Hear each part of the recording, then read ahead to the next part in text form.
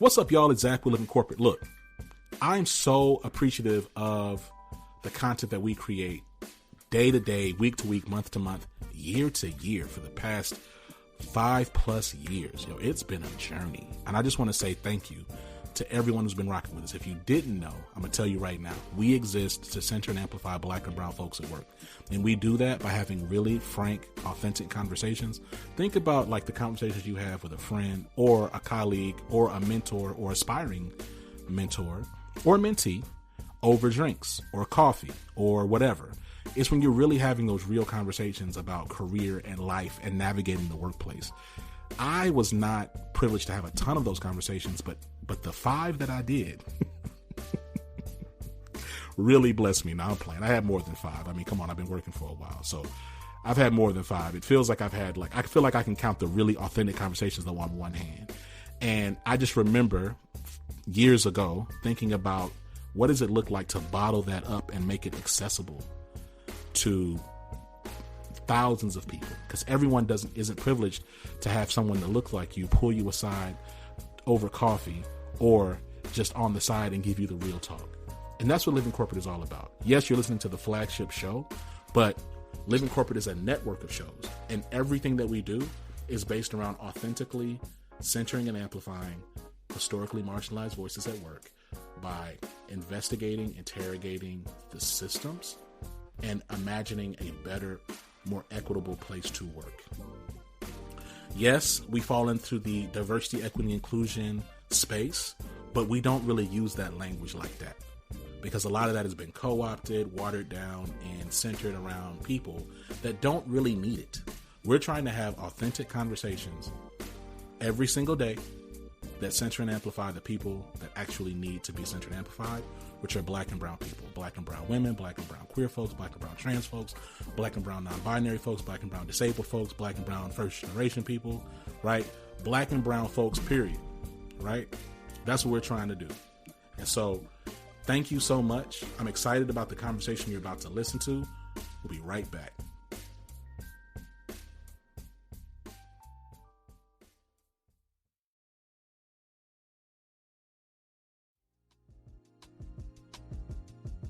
Dr. Warner, how you doing? Yeah, I'm doing well. Nice to see you, Zach. It's a pleasure to see you as well. Listen, I feel like we could go a bunch of different ways here. There's so much to discuss as you think about the intersection of equitable leadership and experience and race. You think about like just the future of work and really like engaging and retaining talent. We're gonna touch on a lot of it, but let's just start with like, why did you pursue your PhD, and if you could give our audience a little bit of context as to what your PhD is specifically and what you study. Yeah, definitely. So, as a background, my name is Ryan Warner. I'm a licensed psychologist, a consultant, a speaker, executive coach, and really passionate about helping organizations create a culture of inclusion to maximize their potential. Originally from Chicago, Illinois, and what made me originally seek my PhD, I was always interested in human behavior. I was always interested in why do we behave certain ways, as human beings, right? What causes us to have conflict with others? What causes us to be motivated in certain things, right? How do our personality traits influence our interactions, et cetera? So originally, as a background, I always was interested in health and wellness and well-being. In high school, I played every sport you can imagine. Basketball, football, ran cross country, ran track, volleyball, etc. You can't see how tall I am, but I'm like 6'3", so that's almost 6'4". So I always, enjoyed like athletics as a child. So I thought I wanted to do something regarding like physical, health and well-being, right? So during my undergrad, I was seeking a bachelor's degree in community health. So I was a physical therapist technician. So under the supervision of a licensed physical therapist, I help individuals rehabilitate physically. And during that experience, a lot of individuals told me, hey, Ryan, I know you're helping me with my broken leg or my broken arm and, get stronger physically. But during this time, engaging in these exercises, I really appreciate you listening to my challenges, right? People would talk to me as we stretched and did different activities and exercises, they would say, this broken arm is actually leading to a lot of depression for me. It's impacting my marriage. It's impacting my ability to be a father or a mother. And I would empathize with them. I would listen to their stories.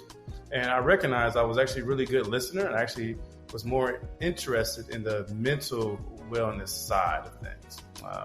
And I recognized this link between our mental and our physical and how it all comes together, right? So that, encouraged me to then pursue a master's degree and then a PhD.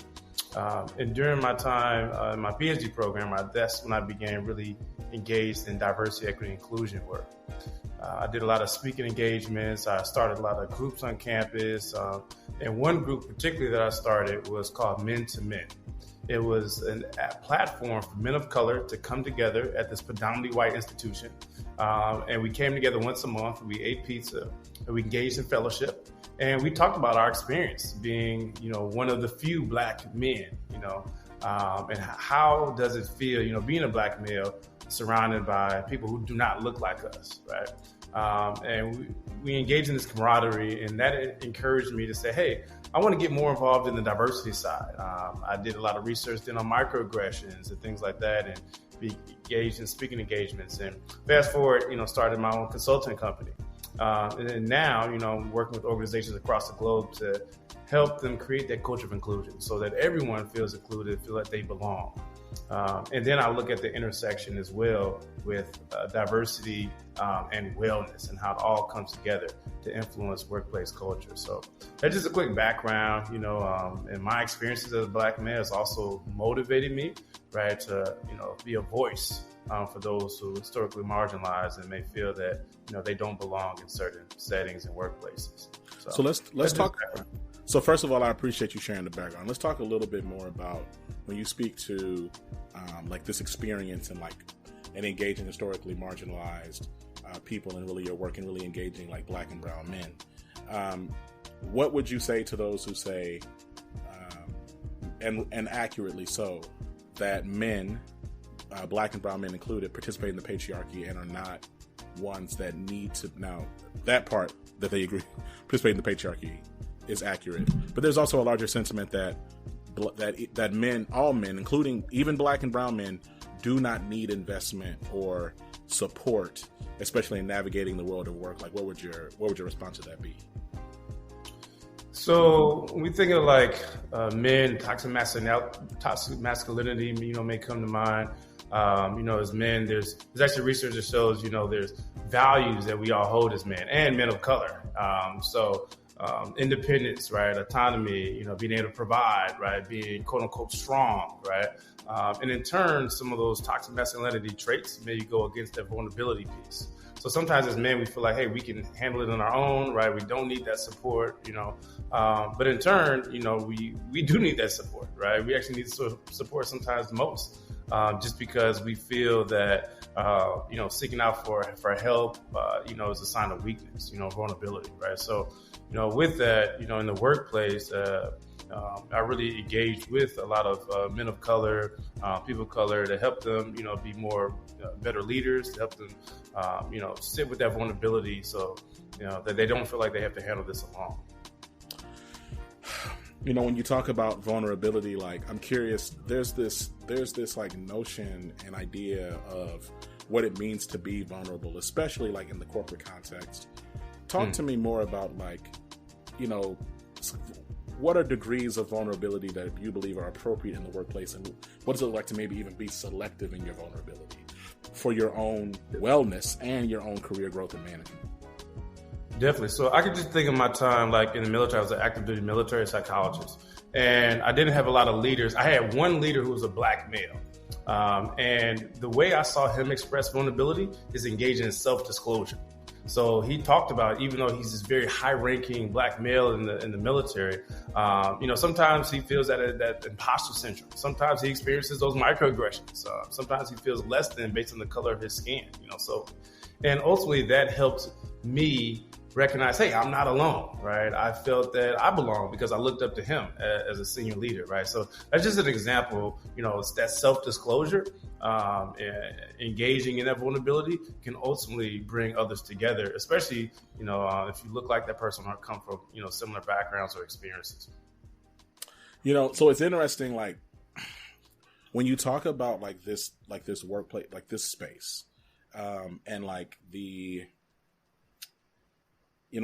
term continues to come up, and rightfully so, psychological safety for Black folks by and large, and there's been ongoing articles, posts, and thought leadership around psychological safety for Black women. What does it look like from your perspective to create psychological safety for people of color, for Black and brown folks in the workplace, and what role do leaders, particularly those in the majority, have in instilling psychologically safe places to work? Yes. So psychological safety, right? There's a lot of organizations that may, it may sound good. Hey, everybody's voice is respected. Hey, everyone feels belong, right? Things like that. So there's a lot of superficial ways to sprinkle, that psychological safety around. Mm-hmm. But ultimately, there needs to be a multifaceted approach. First, we need to take an interpersonal approach, right? So interpersonally, how can I feel safe talking to you as a leader? Feeling like, hey, if I tell my experiences, I won't be, reprimanded, or, I won't be marked down on my performance report, et cetera, right? Mm-hmm. So interpersonally, there needs to be strategies. And then also systemically, there needs to be policies, procedures, and practices into place to shift workplace dynamics and cultures. All right. So it's not just putting a equity statement, on the website, right? But it's also about, okay, what does your employee handbook, say when it comes to maybe anonymous reports, right? If someone has a issue in the workplace, right? How do we ensure that people's voices truly are heard, right? And actually we're doing something about it, right? So taking that multifaceted approach is also important. And then intrapersonally, looking within, right? Maybe there's something that's blocking my ability to be vulnerable in the workplace, right? Maybe it's my past experience of discrimination and microaggressions, right? And how I grew up, right? Et cetera, right? So intrapersonally, I need to look within myself to see what is that barrier for me to open the doors up, to actually practice that vulnerability in a psychologically safe environment.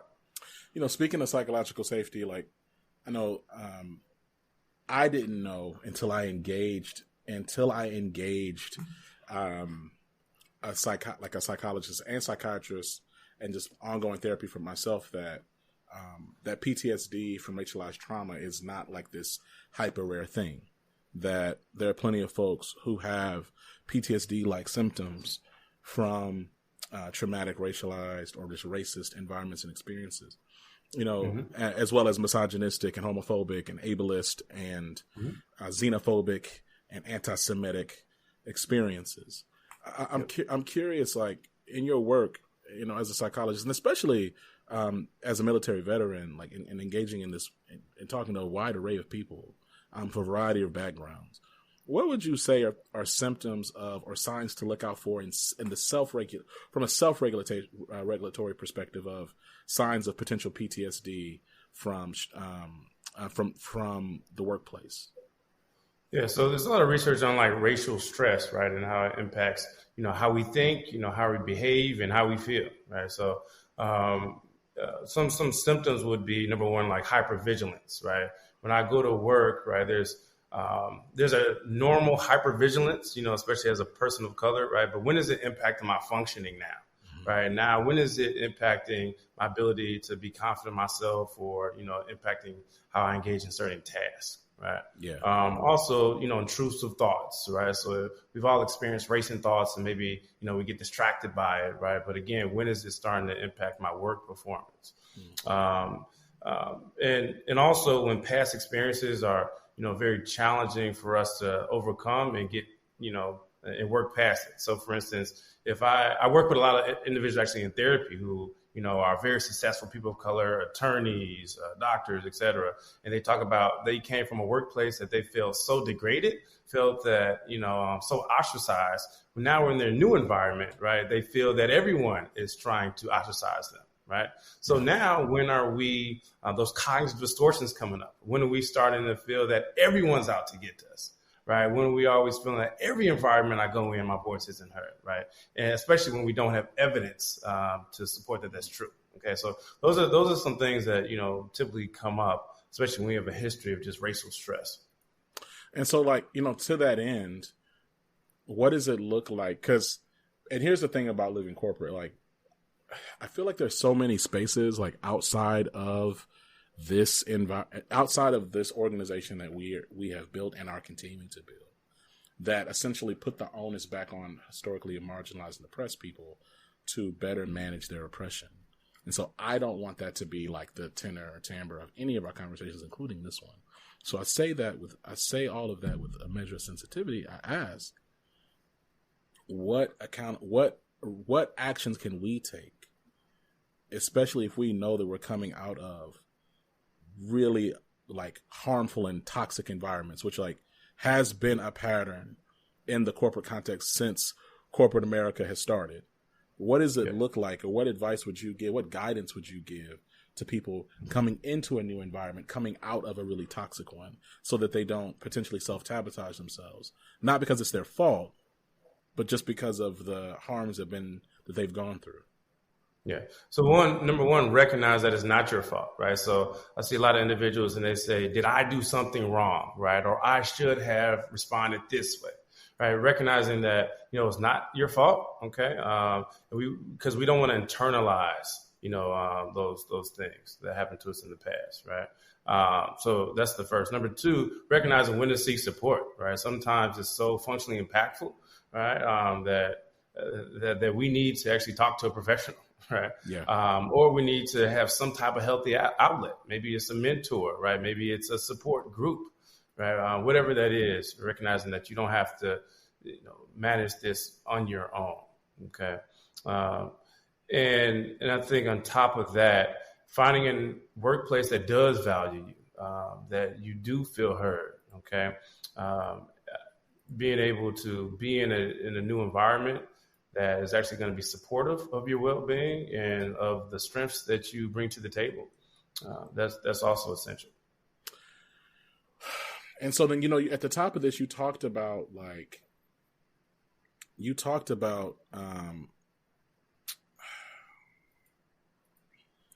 the work that you did to get you this place. So you talked about the communities that you were building.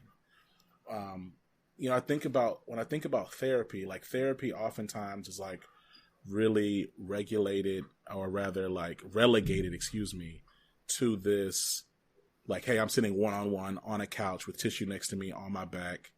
And I'm talking to this person about my frustrations or my past, or whatever the case is. Mm-hmm. Can you talk a little bit to, or speak to other forms of therapy, especially for those who might be reticent to engage in therapy, or reticent to really do anything outside of just kind of self-medicate, whatever that may look like for themselves? What would you say to that? Yeah. So first, what I would say is oftentimes we try to reach out and then we say that wasn't a good fit, never trying that again, or that was a bad experience, right? So finding a good therapist is going to the mall and finding a good shirt, that fits. Sometimes you're going to have to try it on, and sometimes it doesn't fit, and that's okay. That doesn't mean you don't go shopping anymore, right? You just go to a different store, right? So being able to recognize where is that good fit that's going to best meet your needs, right? And someone who can understand you, someone who's going to work with you in a collaborative environment, is important. Number two, recognizing when are you, engaging in those unhealthy behaviors to cope. Okay. Naturally, we avoid certain thoughts, certain behaviors, and certain emotions. And when are you avoiding? Are you use substances to cope? Right? Mm-hmm. Are you eating, too much or not enough? Right? And how is that impacting your behaviors and your emotions? Are you lashing out at others that maybe don't deserve it, right? So how are you directing your emotions? So being able to engage in that introspection, sometimes, you don't know the answer, but that's when it's important that you find someone who maybe you can relate to, who can support you to further learn more about yourself, because that's what therapy is. It helps you enhance your emotional intelligence. It helps you learn more about yourself, so you can not just survive and manage, today's challenges, but also thrive in the future, right? So shifting how you view therapy is also essential. This idea of viewing therapy as like this investment to yourself for like an investment, and like healthy investments take time to get return. So like I like the idea of framing it that way, as opposed to, I'll say for me in my own journey, Dr. Warner, it's like this temptation to see it as, oh, I got to go fix something that's wrong or broken with me, right? Mm-hmm. Like it's almost like, there's something, hey, I'm messed up. So let me make sure I go, and it makes it feel almost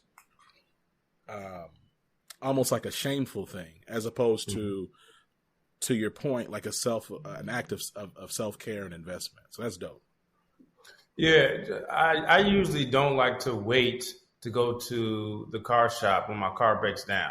I try to get an oil change, right, quarterly when it's due for maintenance. Okay, we need to also engage in that support for maintenance for ourselves too.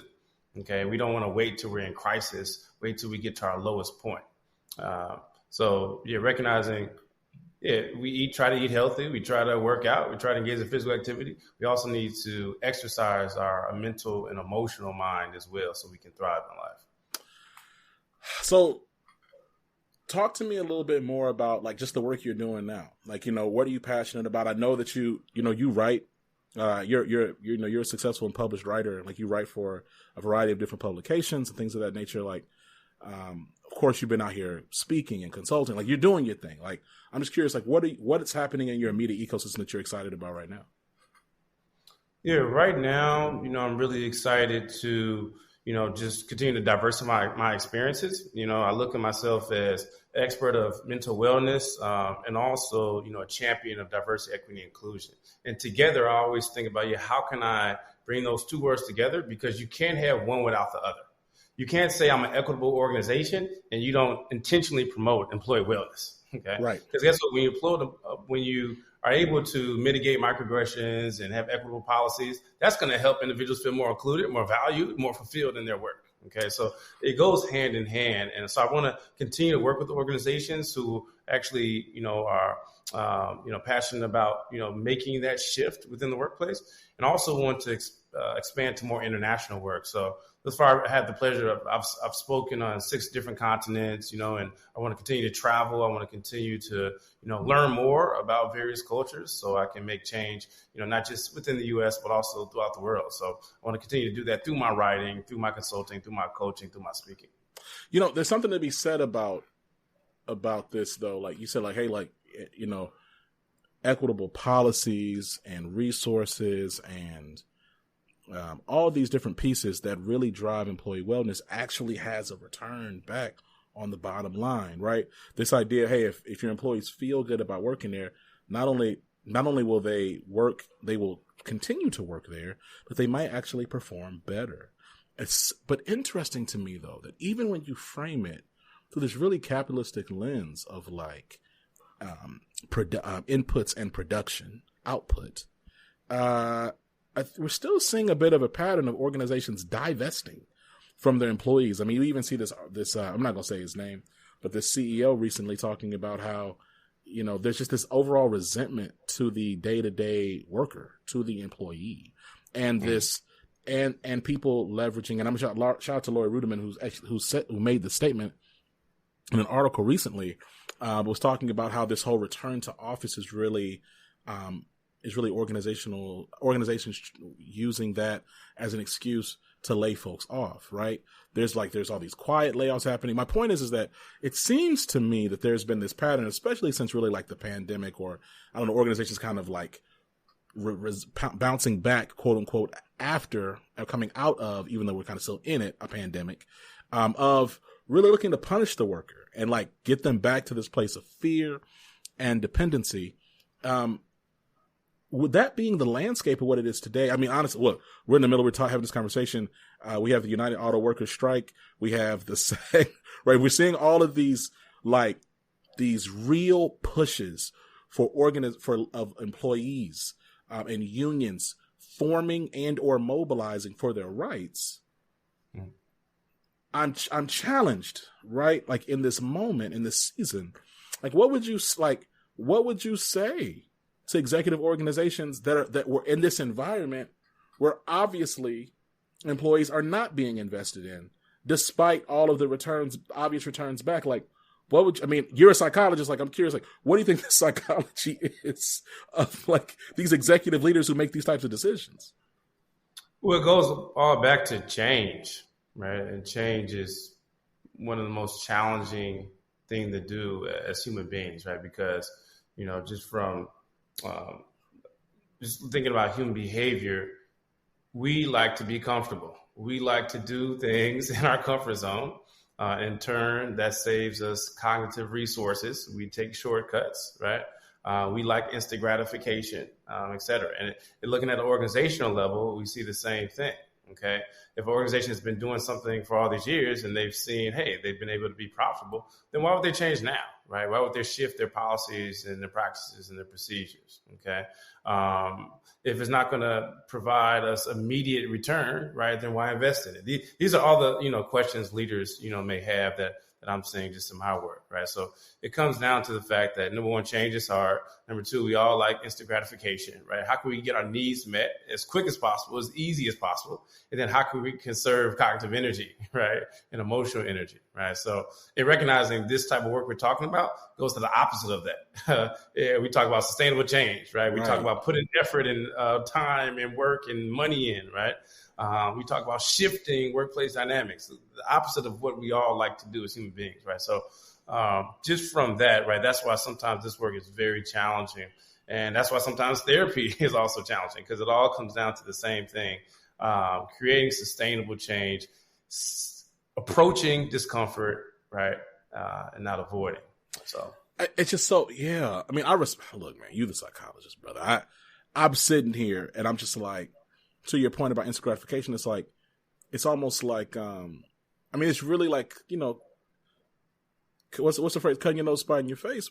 If you sit back and you like shortchange your employees, or you do like these really cruel and like just very like low empathy layoffs of talent, that you're doing all these things, like that's gonna, like you're talking about like I receive what you're saying about the psychology of immediate gratification. I think because I'm not a psychologist, it's hard for me to appreciate how strong that desire is, because it's like, I get it. If you lay off these people, you're going to save X amount of dollars for this next quarter, but check it out. You're going to lose multiples of that over the next several quarters through brand reputational damage, through operational impact, and operational efficiency. Like, it's hard for me, right, to understand even now, and especially in the age of the internet, where we're seeing like the impact of organizations making these very short-sighted, reactive,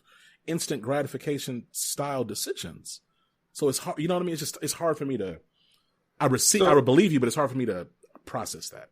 So maybe this will help you process. Okay. I don't know about you. But this past weekend, I watched a lot of football. Okay. And, I may drunk some beer, ate some burgers, ate some fries. Now that goes against my goal long term of creating more muscle mass, getting more in shape, improving my run time. Okay. But, in the moment, right, it felt good. But in turn, I wanted the instant gratification and I received it and it felt good. Okay. So we do this all the time, every single day, right? We push off long-term, gain, right, for short-term pleasure, right? So again, in the organizations, they also do that as well, just how you described. So recognizing it's going to be a lot harder for us to say, wait a second, what's the meaning? What's the why? What's the purpose of why should not I eat all those burgers and fries today? Right. Because guess what? I have this longer goal that's more important to me. Right. So there's going to have to be a fuel that's going to push us on our journey. And sometimes organizations and sometimes ourselves, we don't have that fuel that is going to help us, push off that instant gratification for that long-term gain. 100%. Now, look, we're in this place now, to your point, though, like, okay, employee wellness and like all these things. Like I'm gonna just say employee wellness is the umbrella, and then all of the other pieces: psychological safety, resources, and access, and things of that nature. My perspective as I look at this space is that there continues to be divestiture in the employee, and really almost like a desire to return back to this like just very extractive context. And the powers that be are the powers that be. These big executives, senior executives, they have the control, and it's going to take way more bending before anything breaks and we see some reformation, if we ever see it at all.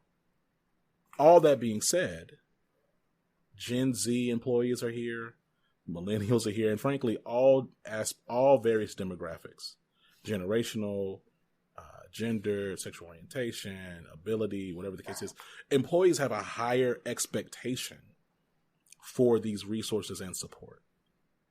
So what is the answer when we have this growing employee or grassroots, I'm going to say for the sake of this conversation, grassroots expectation of support and resource with continual corporate divestiture of support for employees? What's the answer to that? That could be, kind of complex to answer. But I would say, priorities, what is the priority? Is the priority, to, make money? Is the priority to, I don't know, based on the organizational mission, right? Be able to, provide certain products to help people, right? Whatever that is, identify what's the priority, identify what's stopping you from, being able to achieve that at a higher level, right? So it all goes down to, hey, there's a gap in between where we are now to where we want to be, right? What does data show about what we need to do now to get to that point and surpass our goals and our ambitions, right? So sometimes organizations may have to just reprioritize what's important to them and align that with their mission. So I think that the answer would probably differ based on the organizations, and there's a lot of other factors as well. But just in my experience working with organizations, I sometimes see their priorities may not align with actually what they're doing, the initiatives that they have, right? The wellness programs that are in place, their systems, that they follow. Okay, so being able to ensure that that's in alignment is essential. Dr. Warren, it's been a really great conversation. I mean, I'm going to be honest, I'm a little depressed as I look at the landscape. Yeah, it can be kind of discouraging at times, right? As you look at the landscape of work and wellness and just this sense of just isolation, right? So let me ask you, I'm going to ask you like three, like, so what's, right? So like, first of all, give me like, I'm going to do them one at a time. So give me like your 3 points of advice to all employees, including those from historically marginalized background, on navigating and advocating for your wellness at work. Let's start there. Okay. So how to navigate specifically, or? Yes. How to navigate the world of, yes. How to self-advocacy for your wellness in the workplace. That's my first thing. If you had 3 points of advice, what would they be? So number one, prioritize your wellness, because that's the most important thing. A job could be here today, but your wellness is most important for you, your family, right, and just your overall life, right, and your fulfillment. So number one, prioritize that. That's the most important, not sending that email, okay? Prioritize your wellness. Number two, identify if you don't have a lot of fulfillment and purpose in the work you do, how can you engage in that fulfillment and purpose outside of work? What type of groups can you engage in? What kind of self-reflection, can you do, to just identify your why. Okay. And number three, don't feel like you have to do it alone. There are a lot of resources out there. There's mentors that are literally sitting back and waiting for you to reach out to them that maybe you don't know today, but maybe you need to take the next step, to reach out to someone you look up to, so you don't feel alone, because that's oftentimes, that's going to exacerbate our mood and our wellness and the challenges that we experience. So those are my 3 points. Helpful. So I asked about the worker, the individual, the person who is not in the position of power. So then give me like give me the 3 things you would say to executives who are like, look, we have shareholders. We're trying to get our return. We've had some down quarters because of the pandemic. We need to circle back. We cannot invest in the same ways or do the same things that we did a couple years ago. We're going to provide a few things, but that's it. Like, what would you say to those leaders in those positions? So for those things that you are going to invest in, right, being able to prioritize that, okay, with whatever budget, that you allocate. I would also encourage them to focus on one area at a time and not try to focus on too many things. So we only have X amount of dollars. Let's do this, right? Let's hone in on one area. And maybe after you see those gains, that data, right, that improvement, now you have evidence to, invest even more and prioritize another domain, right? So being able to maybe recognize this is a journey, right? It's not a destination. You don't have to, quote unquote, fix everything at once, but you do have to prioritize what's most important to you in front of you right now. And then number 3, recognizing that, change is hard, but embracing that, right? Because that's going to help you be better as an organization. So when you actually say that you're investing in something, actually put the time, actually put the effort. Don't say, hey, all employees go attend that training and then you not show as a leader. Okay. I've seen that a lot as well. Right. So you need to show that this matters. Okay. You need to set that example. Dr. Warner, I appreciate you. This has been a phenomenal conversation. I'm trying to get more hope in this season, especially as somebody who's had his own experiences with therapy, and it's been really beneficial and a blessing to me. The way I got there was like, to your point, your whole car analogy earlier, my car was going crazy, right? I should have went and got it checked out a while ago. I want to say thank you. Consider you a friend of the show. Excited that you were able to talk here. So many conversations had, so many things we discussed between the intersection of wellness and, frankly, just like organizational effectiveness, the tenets and not tenets of, but really like the benefits and the value of psychological safety, creating psychologically safe places to work, self-advocacy for yourself, centering and amplifying historically marginalized experiences, and the intersection of wellness. I mean, frankly, we covered quite a bit, but I want to tell you just thank you for your expertise. Thank you for your story. Thank you for your background, all the things that led you up to being on this, having this conversation. I just want to tell you that I appreciate it. Yeah, I appreciate all the work that you're doing as well. I mean, it's a phenomenal platform, so keep doing what you're doing. Thank you, Dr. Warner. We will talk to you soon. All right, take care. Thank you. Peace.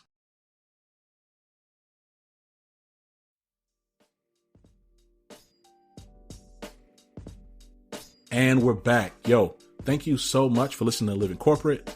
You know where we at. We're everywhere you listen to podcasts. You know what I'm saying? We're literally everywhere you listen to podcasts. If you want to learn more about Living Corporate, living-corporate, please say the dash.com, or just Google Living Corporate. You know what I'm saying? At this point, SEO is pretty popping. You type in Living Corporate, we're going to pop up somewhere. Okay? Make sure you check us out. Links in the show notes. So you learn more about us, learn what we're trying to do. Make sure you actually create a profile on living-corporate.com. Okay? Make a profile on there so you can actually stay in tune and up to date with what we got going on. You make a profile, you select content that you're really interested in, and then we'll push content to you from our library. So you can actually have a curated experience every time you go and log into Living Corporate. Ain't that dope? Okay? Think about that. We got over 1,000 podcasts and different digital media and content that we've made over the years, and it's going to be all pushed and curated for you, baby. For you, dog. For you. All right? Till next time, I love you. Take care of yourself. Peace.